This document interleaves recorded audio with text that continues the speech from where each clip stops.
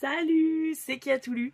Et oui, c'est moi, je reviens vous tourner une vidéo, encore une fois, parce que je crois que l'année dernière, c'était aussi ça qui m'avait un petit peu fait reprendre les vidéos.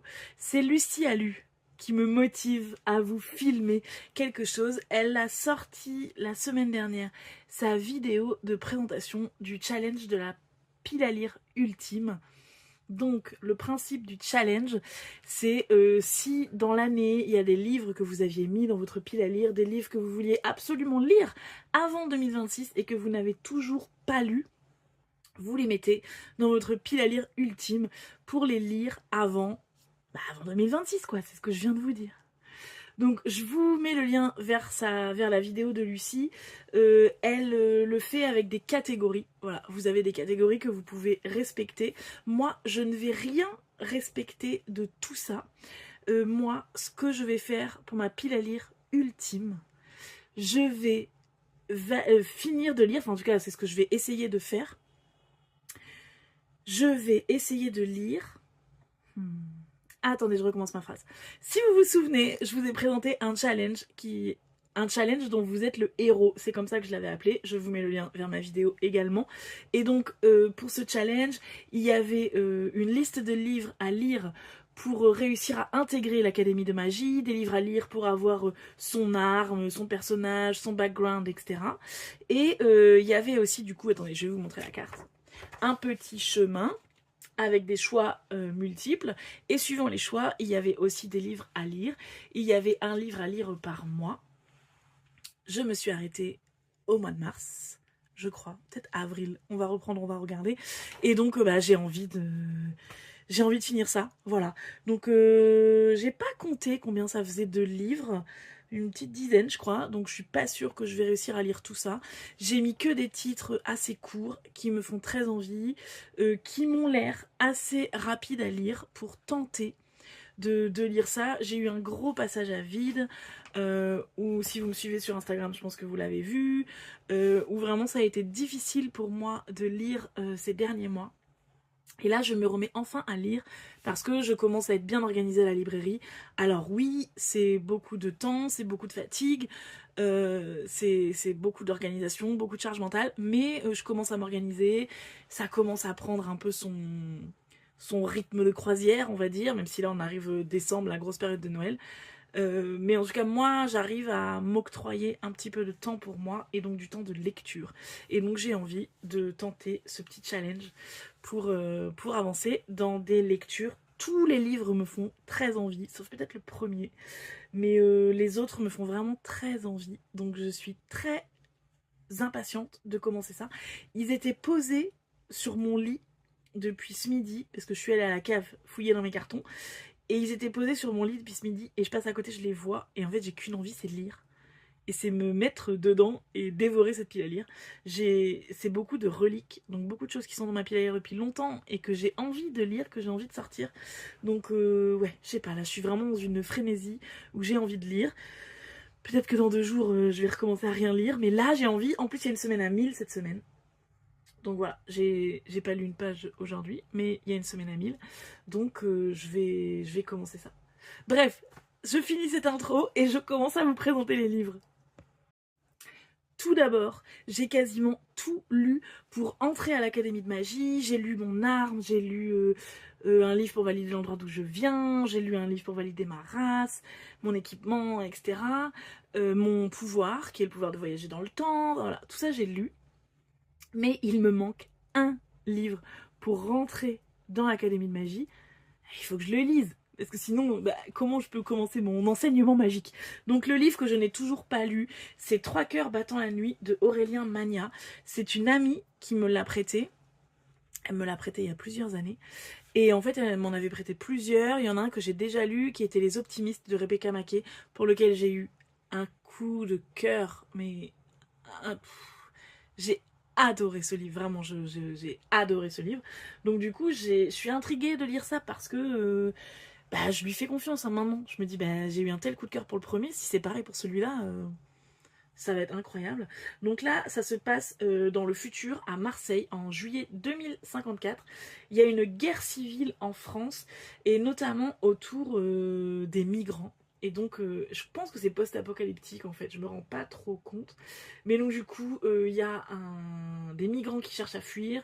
Et donc il y a Sohan qui va essayer de partir en direction du Maroc. Vous voyez, en fait ils essaient de migrer dans l'autre sens apparemment. Ils essaient de migrer vers l'Afrique. Et sa copine va disparaître, donc il va essayer de trouver sa copine. Et on va suivre en même temps une autre femme qui est enfermée dans un camp d'internement qui a été bâti sur les plages par les dirigeants d'extrême droite. Et elle aussi va essayer de sauver Leila, la copine de Sohan, je ne sais pas pourquoi. Mais voilà, ah oui, ils disent, vous voyez, un tourbillon nocturne où la température avoisine les 50 degrés. Donc voilà, on va lire apparemment les 3 personnages en parallèle. Et les thématiques, l'écologie, la migration me plaisent beaucoup. Il est quand même assez court. Donc voilà, ça va être le premier de cette pile à lire. Je suis intriguée. Je pense que je vous l'ai déjà présenté 10 fois cette année. Donc voilà, il va enfin être lu. Croisons les doigts. Et donc on reprend la carte.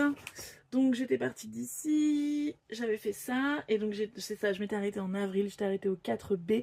Il fallait que je me trouve un manteau chaud parce que je n'étais pas assez habillée pour l'hiver dans cette zone. Et il fallait que je lise un livre avec W dans le nom de l'auteur. J'avais lu La Servante écarlate de Margaret Atwood, que j'ai beaucoup aimé, dont je vous ai déjà parlé je crois. Non, je ne crois pas parce que je n'ai pas fait mes bilans lecture depuis mars, mais dont je vais vous parler bientôt. Et donc ensuite je vais aller au 5B. J'entre dans la grotte. Donc l'univers au-dessus, à la surface, est trop hostile. Donc je rentre dans une grotte pour me protéger sur ce continent de Dark Meadow. Vu que de toute façon mon but est d'aller à la bibliothèque souterraine, voilà, il y a vraiment un grand réseau de grottes et de souterrains. Et donc la consigne pour cette étape, c'est de lire une dystopie. J'en avais plusieurs, mais c'est celui-là que j'ai sorti, Le Passeur de Lois Lowry. Je l'ai acheté au Salon du Livre en 2014. Je sais pas, vous n'allez pas voir, je crois. Voilà. Donc, ça fait quand même assez longtemps. C'était l'époque où sur YouTube, tout le monde parlait de celui-là, en disant qu'il était extraordinaire. Donc je pense que ça va se lire quand même assez vite, et il a l'air vraiment bien. Je vais relire le résumé. Donc on va suivre Jonas, qui vit dans un monde parfait. Une espèce d'utopie, où il n'y a plus de guerre, plus de pauvreté... Il y a la mort encore? Ouais, mais il n'y a plus de chômage, plus de divorce. Et pas d'inégalité, tout le monde suit bien la règle. Voilà. Et à 12 ans, on leur attribue apparemment une fonction, ou alors on les élargit, mais personne ne sait ce que ça veut dire. Et donc Jonas va bientôt avoir 12 ans. Et voilà, on va suivre ce qui va se passer. Et sûrement, comme dans toute dystopie, découvrir la vérité sur ce monde. C'est vrai que ça a l'air pas mal. Ensuite, le mois de juin, le numéro 6. Donc j'étais ici et donc je pouvais choisir de monter ou d'aller par là. J'ai décidé de m'enfoncer dans Dark Meadow parce que mon but, c'est là. Je veux aller là en fait. Donc là, le 6E, je dois combattre des démons de l'eau. Et donc il fallait que je choisisse une lecture avec de l'eau sur la couverture. J'ai choisi Le Chant de la rivière de Wendy Delorme. J'en avais aussi pas mal dans ma pile à lire qui pouvaient correspondre, mais pareil, il est court, il me fait très envie. Je suis en train de lire un autre livre de Wendy Delorme. Je suis en train de lire La mère, la sainte et la putain, qui est une autofiction qu'elle écrit sur une histoire d'amour qu'elle a eue. Et donc c'est la première fois que je découvre son écriture. C'est de la prose en fait, c'est de la poésie, je trouve ça vraiment très beau, donc je suis curieuse de la découvrir dans une fiction. Je sais pas exactement de quoi ça parle, j'ai vu apparemment 2 histoires d'amour à 2 époques différentes qu'elle raconte, je ne sais pas. Est-ce qu'il y a des liens entre les deux ou pas, je ne sais pas, et je crois que j'avais entendu dire que la rivière est vivante aussi, non? Que la rivière est un personnage de part entière. Je ne sais pas, donc je vais découvrir, mais tout le monde adore, donc je suis très curieuse. Donc ensuite, voilà, on est là, je vais monter là. En fait, on est obligé d'aller vers les chiffres supérieurs. Donc je suis obligée d'aller vers le 7. Et donc, j'ai vaincu les démons de l'eau, mais les démons de l'eau m'ont blessée. Et donc il faut que je prépare une potion de soin et que je boive une potion de soin. Donc la consigne, c'était de lire un livre qui a le mot, donc en anglais, heal, donc guérir, la guérison, enfin quelque chose autour de ce mot-là dans le titre. Donc je n'avais pas ça, je pense qu'en français ça doit être moins courant qu'en anglais, enfin, ou en tout cas, j'avais pas ça dans ma pile à lire. Donc j'ai choisi quelque chose qui va aller dans le thème. De toute façon, je fais ce que je veux. J'ai choisi Superhero de Marine Barnerias. C'est un témoignage. Marine Barnerias, elle a été diagnostiquée d'une sclérose en plaques quand elle avait 20 ou 25 ans. 21 ans. On lui diagnostique une sclérose en plaques et elle décide de partir voyager. Elle décide d'aller donc Nouvelle-Zélande, Birmanie et Mongolie.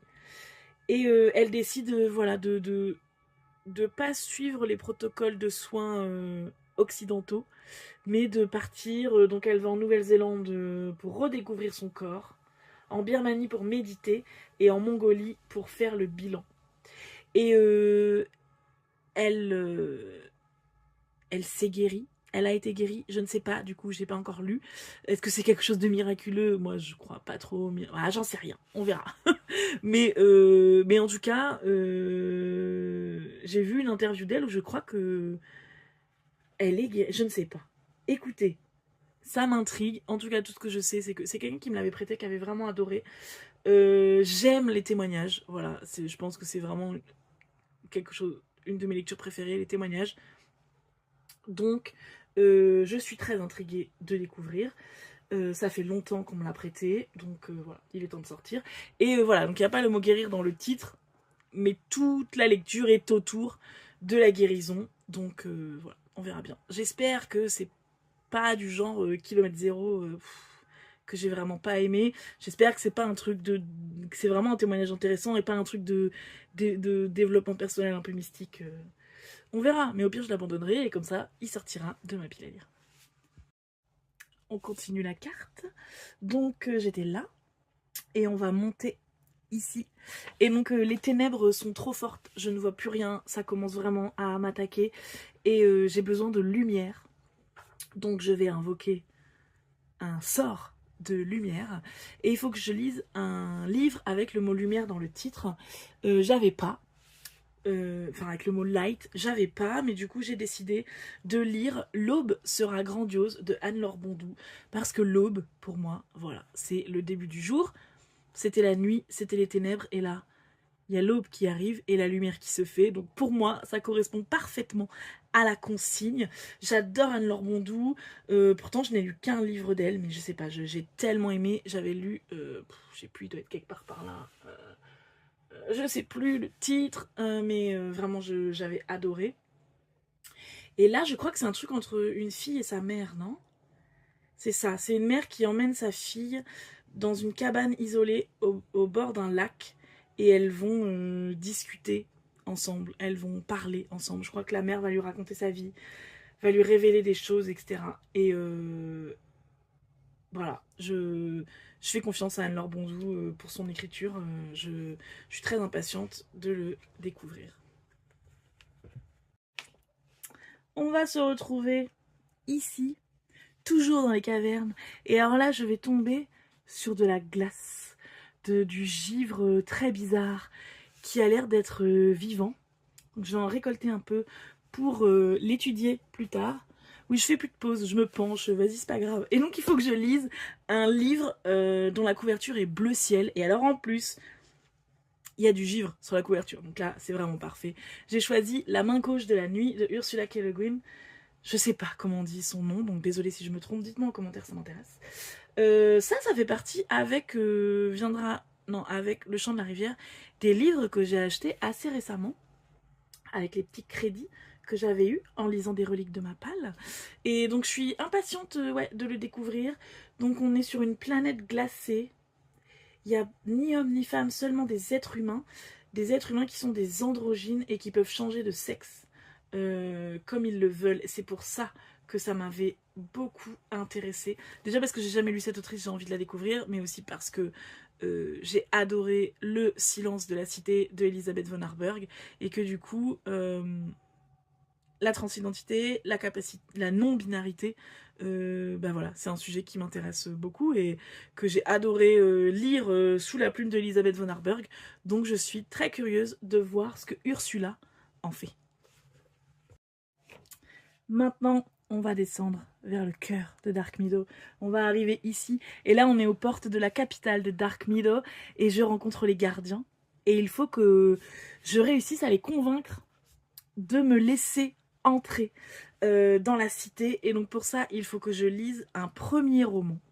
Ça c'est pareil, comme pour l'eau, j'en avais plein. Mais j'ai choisi un truc qui me faisait envie. J'ai choisi le tome 1 de Légende de Marie-Lu. Donc j'ai bien vérifié. C'est bien le premier roman qu'elle a écrit. Celui-là, je sais que, pareil, quoi, tout le monde en avait parlé quand il était sorti. C'était un gros phénomène. Maintenant, depuis le temps, je sais pas quand c'était sorti ça, mais voilà. Et donc, bah, c'est une dystopie aussi. Donc, c'est une jeune fille de 15 ans qui est dans l'armée. Il y a un mec, c'est le criminel le plus recherché du territoire. Et... Ah, et elle va le traquer parce que le frère de June va être assassiné. Elle pense que c'est Day qui l'a assassiné, donc elle va traquer Day. On sent venir la romance, non? Ouais, on sent venir le Enemies to Lovers et aussi on va découvrir la vérité sur la société. Ouais, ça peut être pas mal. Une petite lecture rapide à faire et très sympa. On descend encore. Bon, après on ira là, hein. Je vous le remontrerai pas, je vous le remontrerai pas, je crois.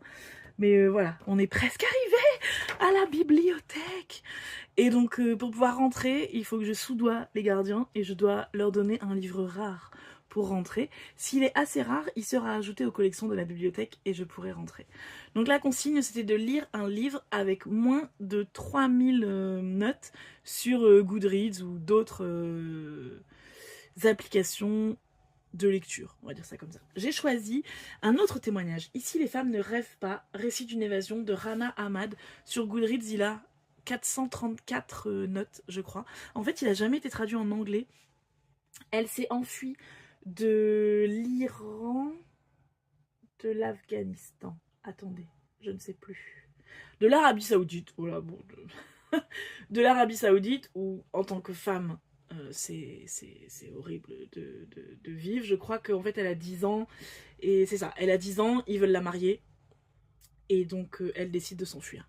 Et elle s'enfuit vers l'Allemagne, il me semble. Elle s'enfuit, je crois qu'elle vit à Berlin maintenant. Je crois qu'on sait pas trop parce que il faut la protéger. Mais donc ce livre est sorti en allemand et il a été traduit seulement en français. Donc il n'y a pas beaucoup de notes, mais ça a l'air passionnant. En fait, voilà, encore un témoignage, et un témoignage sur une thématique qui m'intéresse énormément. Donc je suis ouais, très intriguée de le découvrir. Et ça y est, ce que j'ai attendu toute l'année, je suis enfin dans la bibliothèque de Dark Meadow. Donc là, j'arrive dans un appartement, on me donne les cartes de la cité, on me donne tout ce qu'il faut pour pouvoir commencer mon travail dans la bibliothèque. Et je dois lire le livre que j'attendais le plus, celui que j'ai attendu toute l'année pour... voilà, où je me disais, il va être à la bibliothèque, je le lirai quand j'arriverai là-bas. Donc là, je vous avoue, c'est pareil, j'en avais plein à choisir, parce qu'en réalité, tous les 2 jours, en fait, je change du livre que j'ai le plus envie de lire. Voilà, ça dépend, on n'a pas toujours envie de lire la même chose. Donc j'ai choisi un livre où je me suis dit, celui-là, je pense qu'il va être parfait pour le mois de décembre, et donc j'aurai un peu envie de le lire tout le mois de décembre. Je vais éternuer. Et donc du coup, j'ai choisi Dash et Lily, le carnet de défis de Rachel Cohn et David Levitan. En fait, j'avais vu la série Netflix il y a 2 ou 3 ans et j'avais trouvé ça trop mignon, j'avais adoré. Ces 2 jeunes gens qui se laissent des messages avec des défis dans un carnet dans une librairie. Et voilà, évidemment, ils vont se rencontrer, ils vont tomber amoureux. Et voilà, ça se passe au moment de Noël, ça va être rapide à lire. Voilà, ça me dit trop de le lire maintenant. Voilà, c'est tout pour cette pile à lire. Je suis vraiment très impatiente de lire tout ça. J'espère que je vais réussir à lire un peu. Ce serait vraiment génial que j'y arrive. Mais là, je vais même travailler les dimanches ce mois-ci, donc ça va être très compliqué. Mais on va tout faire pour. Voilà. Et puis de toute façon, on lit ce qu'on veut, comme on veut, autant qu'on veut. C'est pas un concours, n'est-ce pas?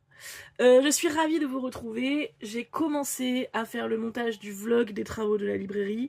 C'est aussi pour ça que je bloquais en fait pour vous faire des vidéos. C'est parce que je sais que je vous ai toujours pas posté ce vlog. Et voilà, je voudrais finir le montage, le poster. Et ensuite je vous ferai des points lecture. En plus je vais pouvoir filmer dans la librairie. Donc je suis impatiente de vous faire ça. Mais voilà, là au moins je reviens. et je me dis c'est peut-être un premier pas vers revenir de plus en plus. Voilà, donc j'espère que vous allez bien et que vous avez passé une bonne fin d'année depuis le temps que je vous ai pas parlé. Dites-moi tout ce que vous voulez en commentaire, ça me fait toujours plaisir de vous lire. Et voilà, c'est tout. Je vous souhaite de bonnes lectures et une bonne fin d'année.